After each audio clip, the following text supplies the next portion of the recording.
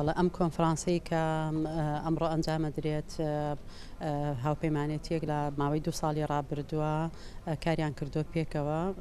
بڕیاری درا ئەو ژنانی کە پێکەوە لەوەی ئەو ڕێکخراو ژنانەی پێکەوە لەو هاوپەیمانەتیان ئەمڕۆ ئەیانوێت لەم کۆنفرانسە ئیعلانی بکەن ڕای بگەێنن کە هاوپەیمانەتی ژنانی کوردستان دروست بووە. ئەم هاوپەیمانەتی پێکهاتووە لە ڕێکخراوەکە زۆربەی زۆری ڕێکخراوەکانی ژنان لە کوردستاندا لەگەڵ کۆمەڵێک ژنانی چالاکوان کە ڕەنگە هەندێکیان پۆست و پایی حکومی و ئیداری جیاوازیان هەبێ بەڵام لەبەرەوەی زۆر چالاکن زۆر بڕیان بە مەسەلەی ژن هەیە لەگەڵمانان لەم هاوپەیمانیە ئەمڕۆ ڕائگەیەنرێت. ئامانجی سەرەکی ئەم هاوپەیمانی ئەوەیە کۆکردنەوەی دەنگەکانی ڕێکخراوەکان و کەسایەتیەکانی ژنانە پێکەوە بۆی کاریگەریەکی زیاتر هەبێ بۆ بەرەو باشترکردنی ڕەوشی ژنان لە کوردستانە و هێنانەدی یەکسانی جەندەری و ئەشمانەوێت کە بە دوای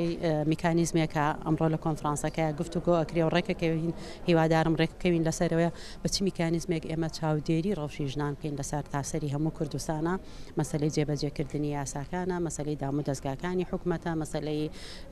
هوشیارکردنەوەی خەڵکی کوردستانە بەرامبەر بە مەسەلەکەی ژنان ئەمانوێ ئالێتێک بدۆزینەوە چاودێری بکەین بۆی هەر قسەی عام نەبێت ئەو شتانە بێت کە بە ڕاپۆرت و بە داتا و بە زانیاری بێ ساڵانە پێشکەشی بکەین.